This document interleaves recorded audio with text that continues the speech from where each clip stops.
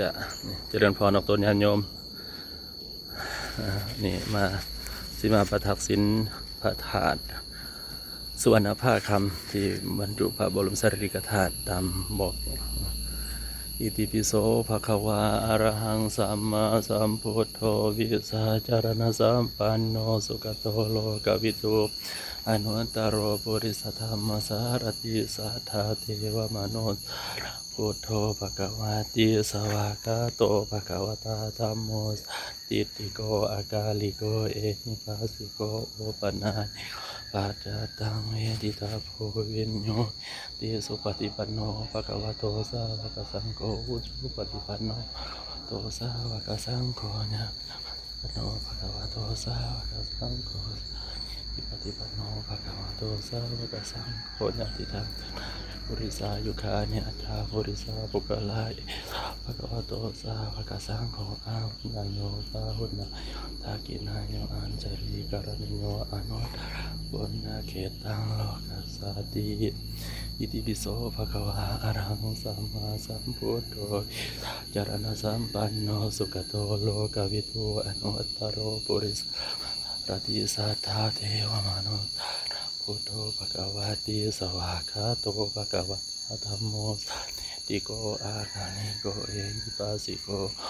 นิโกปัจจตังเวทิตาโพวิญโยติสุปฏิปันโนภะคะวะโตสาวกสังโฆอุชุปฏิปันโนภะคะวะโตสาวกสังโฆญาญาปันโนภะคะวะโตสาวกสังโฆสามีติปฏิปันโน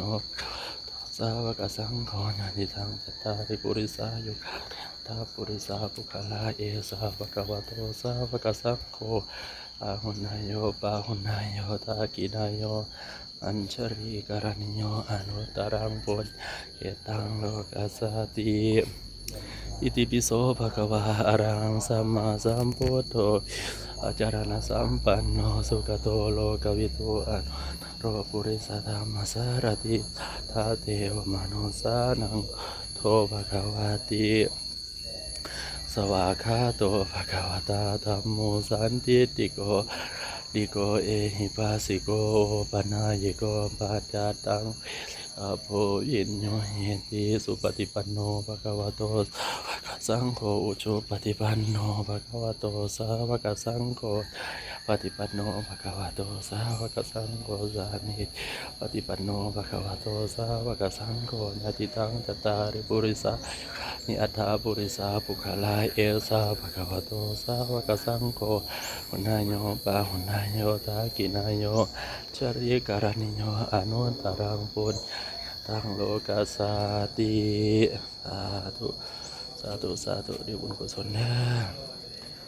สาธุสาธุ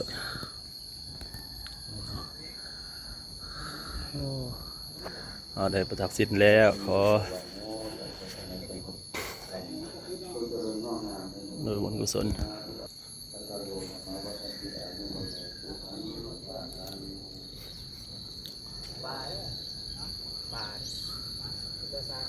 ปลาบึกขนาด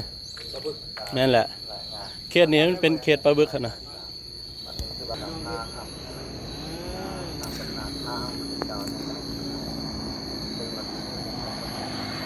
สถานปลาบึกอยู่พังเสียงของ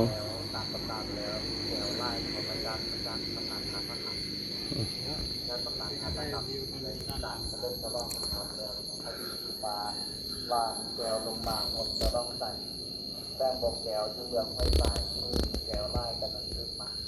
แล้วก็มูบานบริเวณแถวห้อยแก้วเพื่อปัจจุบันที่หาได้เป็นสีอาทิตย์และกันทุกแก้วก่อนอะไรที่ต้องการก็มาทำนะครับไปทางเนื้อเขาจะมีตำนานพระเจ้าเยโลทางภาคกลางเราจะทำไปจะมีตำนานโบราณนะคะตำนานพระเจ้าเยโลเราปฏิการจะได้มาบริเวณแถวนี้แล้วก็ลงไปอาบน้ำทางด้านอาบน้ำเขาอาจจะแล้วก็ผ้าให้เรารวมน้ำเป็นเราละวาพระเจ้าเต้ากับผ้าจะเป็นลักษณะของเราแล้วก็จะเอาผ้าเป็นเกล็ดให้เป็นเขารวมเป็นผ้าจะไปตีเป็นโอ๊กแล้วก็ประทานพระบรมสุขาทำตำนานจะเอาบรรจุอ้างไว้ในประกับระยะถ้าเอาระยะยิ่งเป็นนี้จริงๆจริงๆต้องทันสติ3 ปีถึงจะเป็นพระเอก อารยที่สองในสมัยอารยจากนาคพันธิหานครมีการบันทึกเป็นคำต้นที่บันทึกไว้ได้อยู่1,000 กับ30การระยะที่ไม่เล่นทุกมือนี้ได้อยู่60 กว่าปี70 ปีในพระนามพระคำในปีที่เจ้าโบราณให้เจ้าพึกลงไปถึงข้านตาคาแล้วก็พบอุบยิ่งเปิดอุบยิ่งกับพบอุบทองอุบเงินอุบคำสอนจะเป็นการเป็นการในอุบคำมีพระบรมธาตุ81เขาตีพระพุทธเจ้าปรินิพพานตาม80 พรรษาแล้วจะมีอักษรหลังหน้าสลักไว้เป็นตามบันทึกของพระพุทธเจ้าการทำนี้สร้างโบราณในปีจศ384โบสถ์คริสตศักราช1222ปัจจุบันนี้เป็นเลย1,000 กว่าปีตัวอย่างที่สองก็นอกจากนั้นจะมีเหตุการณ์เกี่ยวกับพระธรรมนี้หลายอย่างอย่างเช่นว่าเหตุการณ์เกิดความอัศจรรย์แผ่นดินไหวมีเรื่องหนึ่งที่พระส้มไทยมาสู้เด้งของพระมหาลาในนี้สอดคล้องกับในวินทางหน้าเราก็รู้ว่าการแสดงปฏิบัติในเหตุที่ว่าพระอรหันต์อธิษฐานอยู่เทวดาเนรมิตอนุธรรมจิตอธิการมุสาการแสดงปฏิบัติแล้วก็วัดน่วงกับวัดแก้วตรงข้ามสิงห์ทองนี้จะเป็นวัดที่บรรจุพระบรมศาสดาคือเราซื้อมาก็บอกว่าพระนี้ก็ได้มีสำหรับแต่พระเกศาเราทุกวัดเป็นพัฒนาการก็ตัวสังคมเป็นนักมันจะโกยจะมาพระอะไรอย่างนี้แต่จะเอาพระเกศามาไว้นี่เราบอกสมมติในก็เป็นหนักจะซื้อไปตำนานที่เป็นในสามนั่นเป็นแล้วพระบุญสร้างความที่น่าสนใจจะมีทางคณะครูอาจารย์จ้างจุฬาและจ้างแต่มหาลัยศิลป์ใหม่ที่เราจะแสดงแก้คือสิ่งที่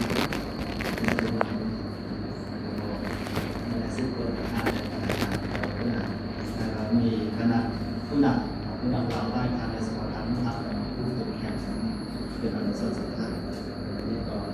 งานเกี่ยวกับงานทางประกรรมครูบาอาจารย์วิสาเป็นเจดีย์ที่เป็นที่ปฏิบัติเป็นทางบริโภคเจดีย์กับทางเจดีย์ทางเศรษฐกิจครูบาอาจารย์วิสาประวัติเจดีย์มีทางบรรณาเจดีย์ลูกเจดีย์ธรรมเจดีย์บริโภคเจดีย์ทางเจดีย์ที่ต่างๆไปเราได้ทราบกัน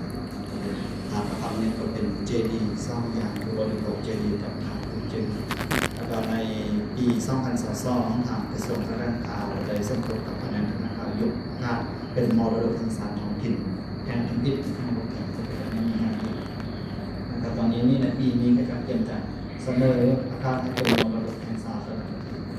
เป็นแห่งแผ่นดินติดอัพเนี่ยเป็นมีบรรดาผู้คนนะครับกระโดดขับไฟแล้วก็เป็นที่น่าสนใจคือกติในการสร้างพระธาตุในสมัยก่อนก็จะนิยมกับพระบรมธาตุไปลุ่มไปลุ่มสมัยพระเจ้าอโศกแต่ปัจจุบันนี้ก็จะนิยมขึ้นนิยมจริงสร้างมันก็เป็นตำนานทางพระคำว่าจากสร้างทำไมจากใดนำพาว่าจากได้ตามพาทำการทิ้งผู้สร้างการสร้างพระธาตุจะเป็นพลังบุญมีโอกาสที่ทางอาจารย์ใหญ่ทางดอนตลกเลยมีตานำทางคณะมหาวิทยาลัยเทศผู้ใดมาสู่สาธารณสถานรับประทานสวรรค์ธรรมแล้วทางพระนอยก็ฟังอย่างยิ่งฟังโอบาสั้นๆกันจะเด็กจะน้อยจะต่างกันควรที่จะว่าจะไม่ต่างจะได้อยู่ในสถานที่เป็นเรื่องทางค่าที่คนในครูบาอาจารย์ได้สั่งจำไปมาบนระดับพระสงฆ์สมณะไปอาราธนาครูบาอาจารย์ให้โอบานะที่เป็นการปฏิในการดำเนินชีวิต